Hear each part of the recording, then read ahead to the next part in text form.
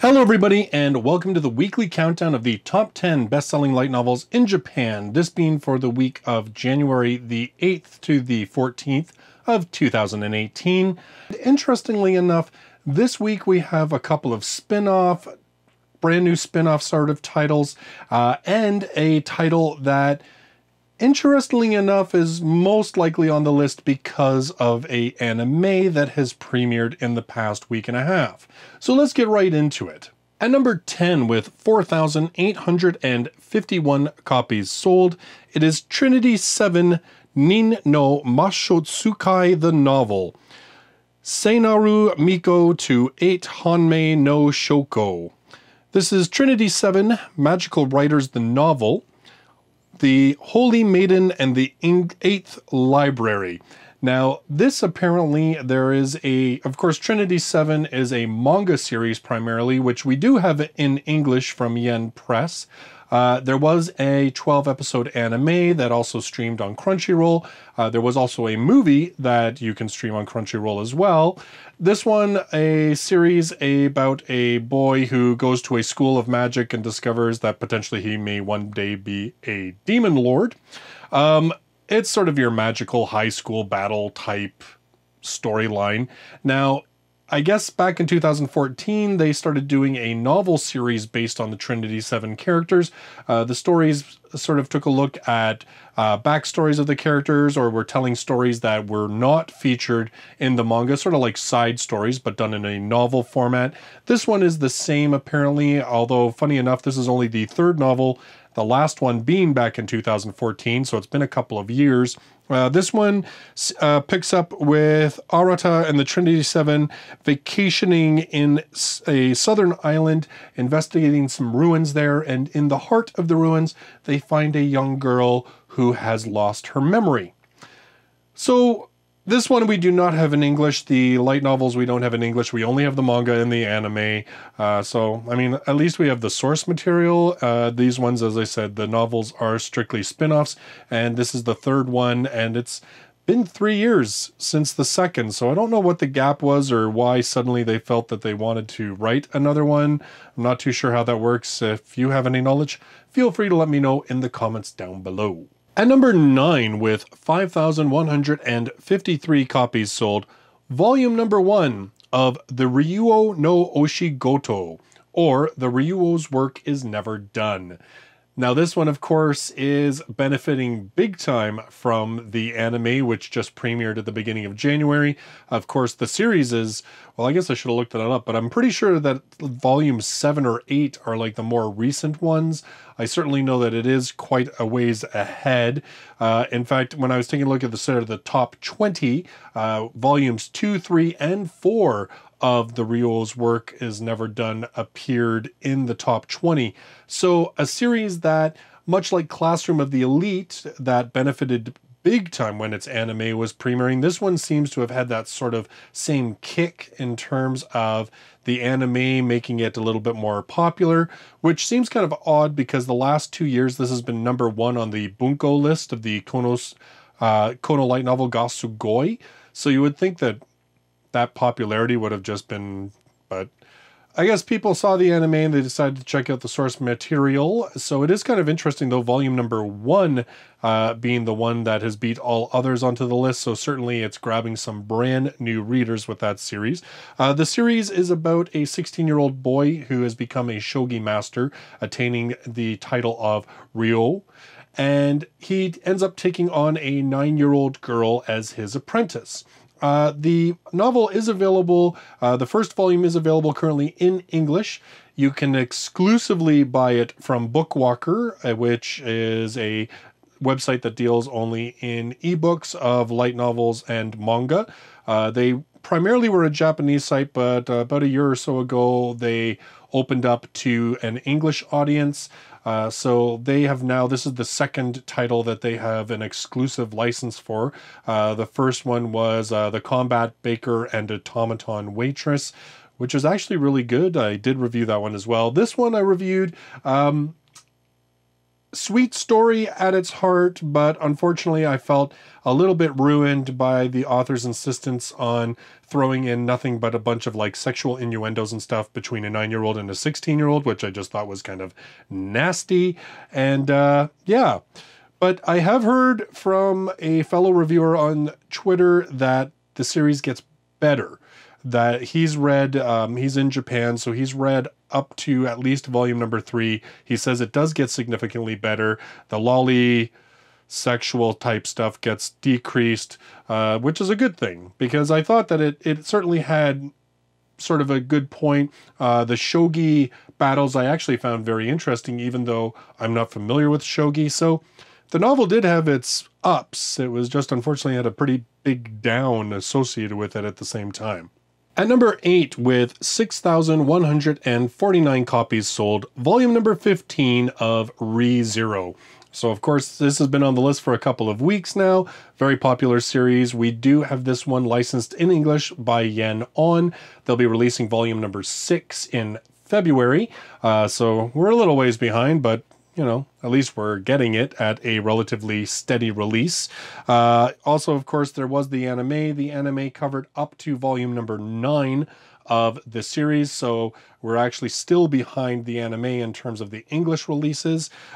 This one, of course, on the list last week, as I said, it's been number 1 over the last couple weeks, so pretty popular series, one that I have reviewed all the released volumes in English so far, and will keep reading because it is a very, very good series, which I often find myself recommending to people. At number 7, with 7,141 copies sold, volume number 2 of Sword Art Online Alternative, Clover's Regret. Osaka Empire, a long-living Japanese-style VR MMO game that started service in the midst of the SAO incident. This game, where Yuki, Ron, and the others formed the Sleeping Knights Guild, also had a hidden story. The battle Miko, Nayuta, and the ninja Koyomi, the 2 girls who met in Osaka Empire, by chance and became friends, encountered a strange priest in-game. The elderly priest wished to request help from a detective to solve a certain quest, and he planned to pay 1,000,000 yen for the job. The 2 girls were shocked by the exorbitant payment, but the detective who accepted the strange request was an equally strange young man. All of his stat points were invested into luck, meaning that he was a tricky player who was absolutely weak in battle, but had an extremely high rare item drop rate. The solution of the mystery in a cutting-edge VR MMO world by the shady detective, along with the 2 girls, now begins. So this one, of course, a spin-off of Sword Art Online, much in the same way we now have a license for the series Sword Art Online Alternative Gun Gale Online. I'm a little bit more excited about Gun Gale just because the whole world of Gun Gale is so different from every other VR MMO type world that we have had.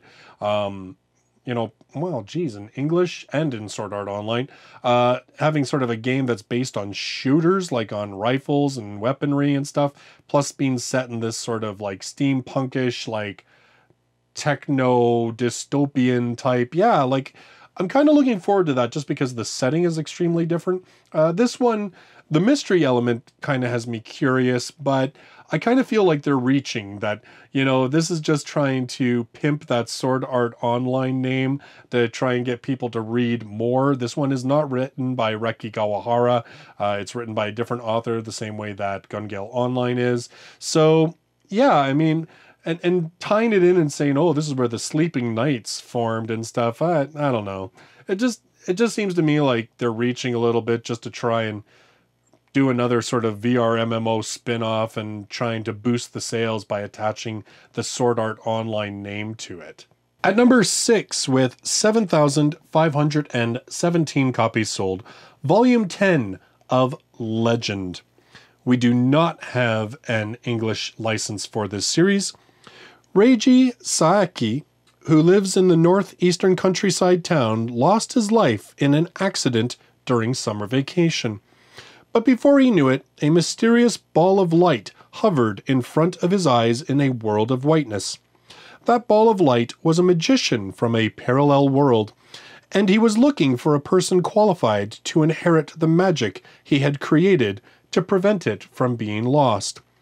Reiji, who rode on that suggestion, now lives in the parallel world Elgin with a new body and powerful magic powers. So it's an OP reincarnation isekai. Yeah, you know what? Again, like these, when I read these kind of things, like the kind of synopsis of these type series, I always kind of wonder to myself, what is it that makes this series unique enough that it's reaching the 10th volume? If you're familiar at all with this series, I'd love to hear your thoughts in the comments down below. I always find that really interesting to get other people's sort of perspectives on this. It's really cool with right now these videos, like we're reaching people from all over the world, and so sometimes even if a volume isn't available in English, it is available in another language, so I do get people commenting. So if you're familiar with this one, if you know what sort of sets it apart, makes it unique, makes it good for that matter, feel free to comment in the comments down below. At number 5, with 10,665 copies sold, volume number 8 of Kagerou Daze. This, of course, the final volume of Kagerou Daze, written by Jin based on his Vocaloid songs. We do have this one in English. Yen On's actually caught up. Volume number 7 has been out for some time. Of course, I think it was about a year and a half wait, even in Japan, between volume 7 and this volume. So I've said it in the last couple videos, I don't expect to see this one on the shelves until at least the summer, if not a little bit later, just based on, well, I guess it depends on how much heads up Yen On was given that this was coming. So in any case, it is a very good series. I've really liked it. It's very different. It's a little odd and quirky, and there are like an anime adaptation as well as a manga adaptation, as well as I said, the songs by Jin.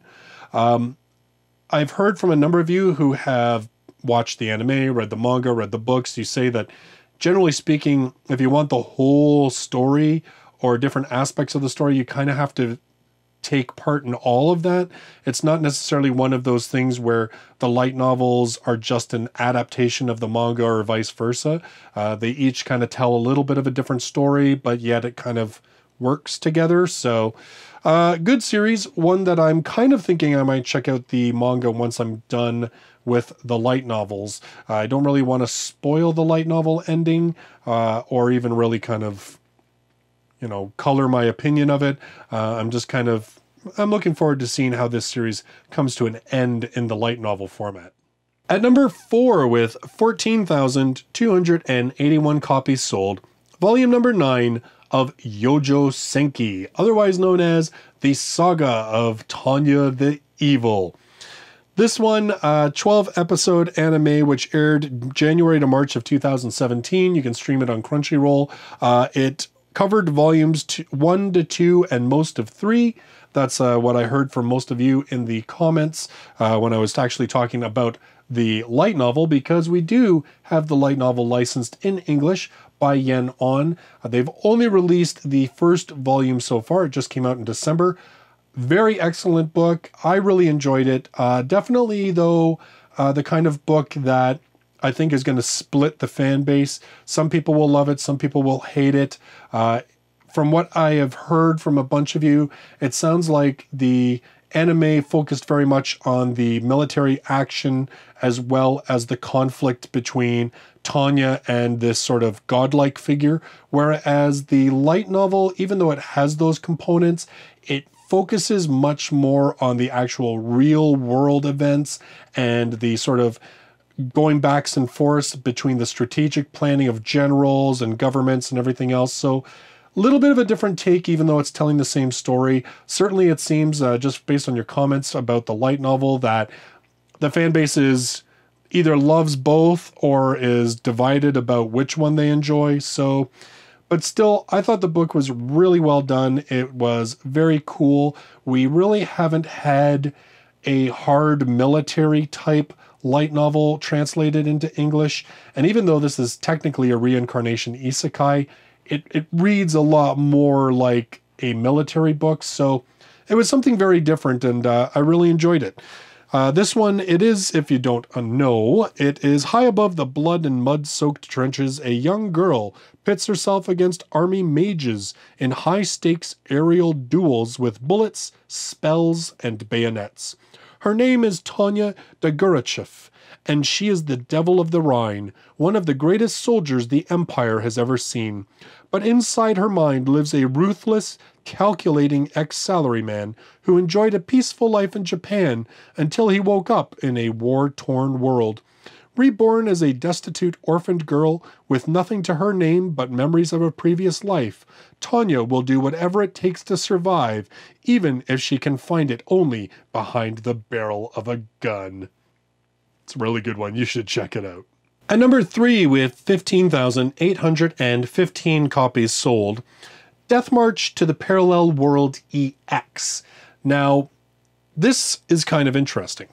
So, the story of Death March to the Parallel World Rhapsody is about a 29-year-old programmer, Suzuki Ichiro, who finds himself transported into a fantasy RPG. Within the game, he's a 15-year-old named Sato.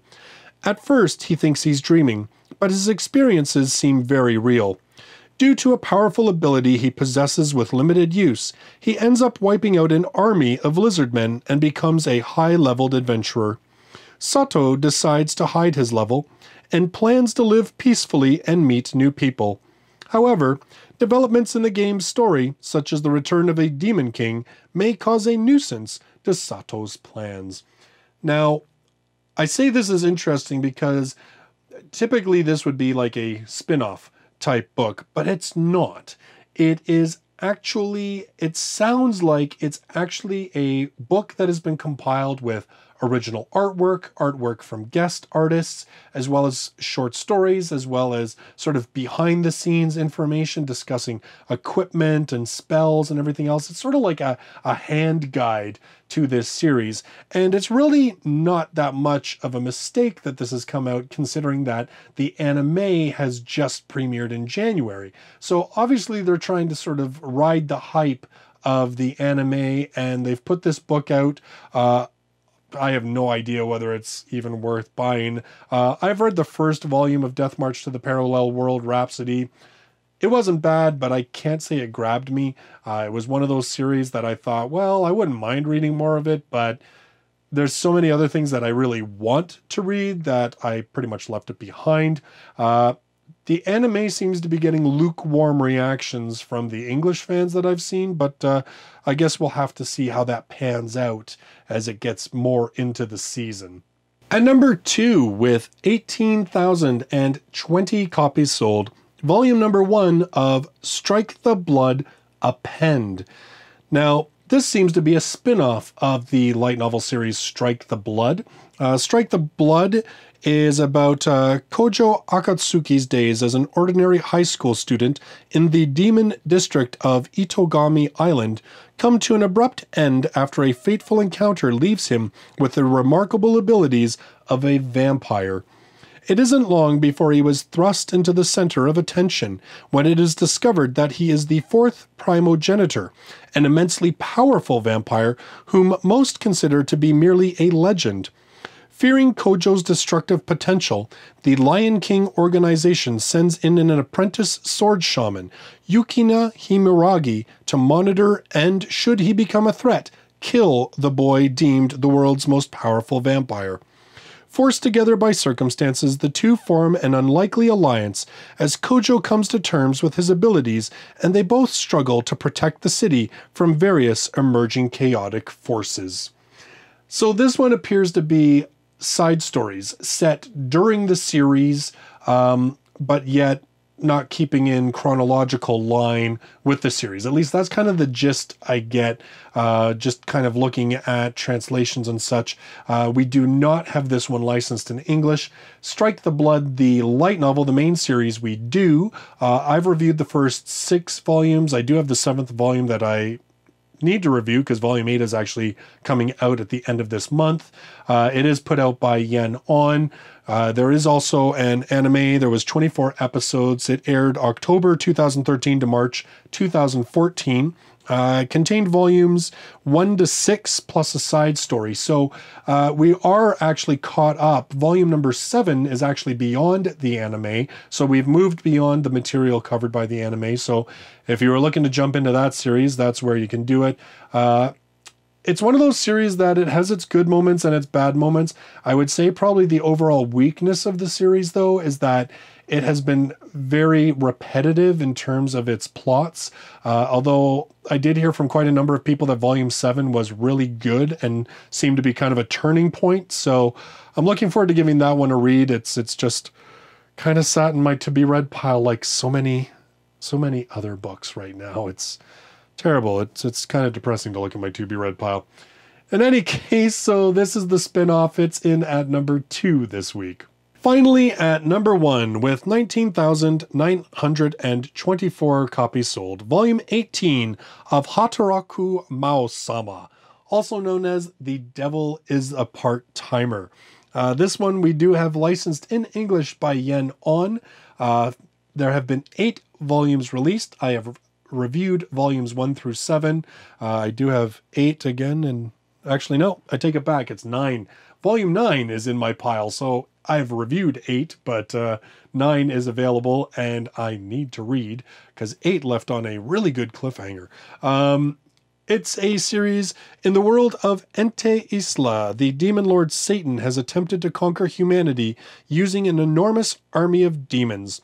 But when he almost succeeds, mankind's champion, hero Amelia, thwarts his plans, forcing him to retreat into a portal that leads to a world unbeknownst to him, Earth. Along with his faithful servant Alciel, Satan stumbles upon the modern-day city of Tokyo without any knowledge of the world itself. Completely out of their depth, they gain some information from a police officer, but Satan still has one more problem: money. In order to survive with his greatly diminished powers, he guises himself as a human named Sadao Mao, lives in an apartment, and becomes a part-timer at the fast food restaurant McDonald's. Determined not only to conquer Ente Isla, but also Earth, Sadao strives to become a full-time employee in his job, as he believes that it would be a step forward in his conquests.